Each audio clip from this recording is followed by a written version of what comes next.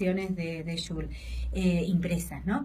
Interesante, o sea, este ejemplar que estaba en la exposición es el único ejemplar que existe en donde un libro de Borges es intervenido por el artista a pedido de Borges para regalar a una tercera persona. No sabemos qué sucedió, por qué ese hecho no ocurrió, pero el libro quedó en los archivos. ¿Y se sabe a quién se le iba a regalar? Sí, era un doctor, que de hecho está la dedicatoria de Borges al amante de los libros y de los árboles, pero bueno, finalmente este hecho no ocurre y lo que hace Jules en este ejemplar único es colorear las viñetas hechas por él, trabajar, digamos, hacer una nueva tapa, respeta, digamos, la tapa original, pero hace una nueva tapa, pinta las hojas de guarda, e interviene una serie de páginas con acuarelas maravillosas que van trabajando diferentes asuntos, ¿no? Y lo interesante, cuando yo siempre lo vi exhibido en las exposiciones, siempre abierto obviamente por una cuestión de conservación en una página. Cuando yo tuve acceso al libro, en realidad lo tuve a posteriori de ver fotografías de todo el contenido del libro. Entonces inmediatamente pensé que en la exposición tenía que haber un facsimilar para que el público pudiera ver todo el contenido del libro, porque obviamente el libro tenía que estar protegido y cuidado por una cuestión de conservación. Pero en el transcurso, digamos, del trabajo con la exposición, se hizo la presentación del libro y del catálogo razonado, y en esa presentación Jorge Schwartz, que es un especialista que estaba haciendo una lectura sobre el catálogo razonado, dice así, qué bueno sería contar con alguna vez un facsimilar de esta pieza que aúna estos dos grandes, un escritor y un artista que además, aparte de la amistad que tuvieron y todo eso. Andrés Duprat estaba ahí y realmente retomó, digamos, esa idea de ver por qué, digamos, la Fundación Borges o la Fundación Pan Club, si estarían de acuerdo con hacer esto. Y obviamente que estuvieron, y se hizo un ejemplar del libro y se presentó en el contexto de la exposición. Y es un libro que se distribuyó, se está distribuyendo en librerías de colegios, librerías de museos. Y realmente me parece una idea excelente de haber podido llevar esta pieza para que sea estudiada y ampliada. Yo lo llevé al libro a Brown University para dar una charla que di sobre Borges y Jules Solar. Y estaban súper emocionados del libro, les parecía algo fantástico. Sí. Y el libro también alude a una época de Argentina en la que viven Jules y Borges, porque, ¿qué título, no? El idioma de los argentinos. Los argentinos hablamos un castellano extraño, rarísimo, producto de que somos el final de, no sé, 50 razas o culturas inmigratorias. Y en aquella época hay toda una inquisición sobre esto. Se habla de la argentinidad, que es una especie de sustantivo medio feo, pero bueno, de la argentinidad.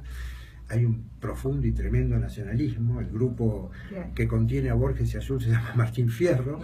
El criollismo medio, ¿no? Y Argentina, en vez de optar por la patria gringa, que es la patria que construyó a la Argentina, o optar por el pasado, decidió optar por el pasado. Hay toda una cosa tremenda ahí, ¿no? Sin embargo, el libro, El idioma de los argentinos, es un libro de proyección hacia el futuro, porque es un libro que habla sobre la validez de este idioma raro, de este castellano degradado o estrafalario, más bien que degradado, que hablamos los argentinos, ¿no?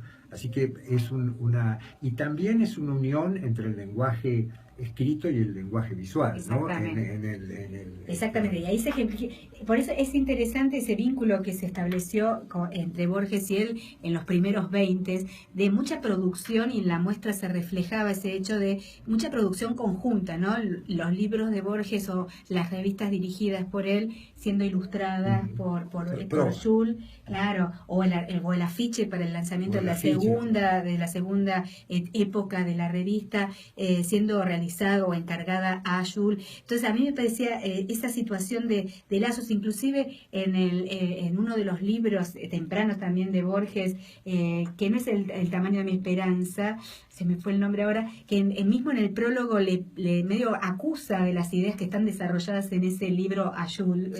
Y entonces me parece que realmente es la conjunción, como vos decías, de esos dos lenguajes. Si bien ya estaban con estas viñetas impresas, se le suma, digamos, una intervención Sí, riquísima de color. Y hay veces además que Borges lo trata como lo que Jules no quiere ni es, porque por ejemplo en Plon alude a él como un intelectual, que es todo lo contrario, un intelectual que es el coordinador de los intelectuales que inventan Ukbar, que es un país de Tlön, ¿no? Es un país de las ideas nada más, un país inventado por intelectuales.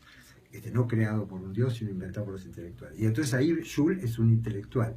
Y en otro lado de una cita que acaba de encontrar Claribel, dice todo lo contrario, dice, ¿cómo es Claribel? El huésped, huésped, ¿no? de infiernos y de cielos. Claro, entonces ahí es un hombre místico, claro. ¿no? Y, y para sí. Borges era el único cosmopolita que él realmente había conocido, porque realmente era este ser, digamos, este hombre del universo o ciudadano del idiomas, mundo. Y por eso, digamos, yo creo que además Borges tiene una necesidad, sobre todo cuando muere Jules en el año 63, de escribir, bueno, escribe gran parte de los prólogos de las muestras que se hicieron en homenaje a Jules, y después dicta una serie de conferencias. Y es el impulso formidable del 75. Maravilloso, ¿no? Que realmente era lindísimo ver estaba en la muestra, estaba en unos auriculares la conferencia completa de Borges, y era interesantísimo ver la gente sentada escuchando 35 minutos de la compilación, digamos, que hicimos de la conferencia, que estaba completa con esa voz de esa musicalidad borgiana, pero una que voz era extraordinaria. Es un buen sí. voz.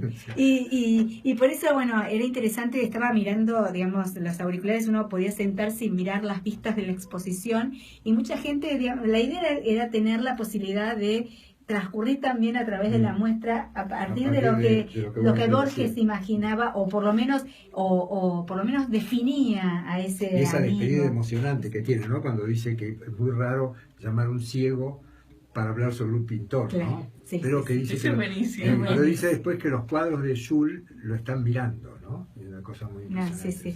Y bueno, por eso era interesante, digamos, también intensificar en ese primer núcleo de la exposición en estos vínculos, ¿no? Otro vínculo importante que también estaba en la muestra era la relación con Petoruti, pero ahí es más desde, un poco también era interesante ver cómo tienen ellos dos la noción en un momento de regresar a la Argentina después de una estadía larguísima, de vivir la Primera Guerra Mundial en Europa, volver a la Argentina para realmente acertar un golpe en el mundo plástico, ¿no?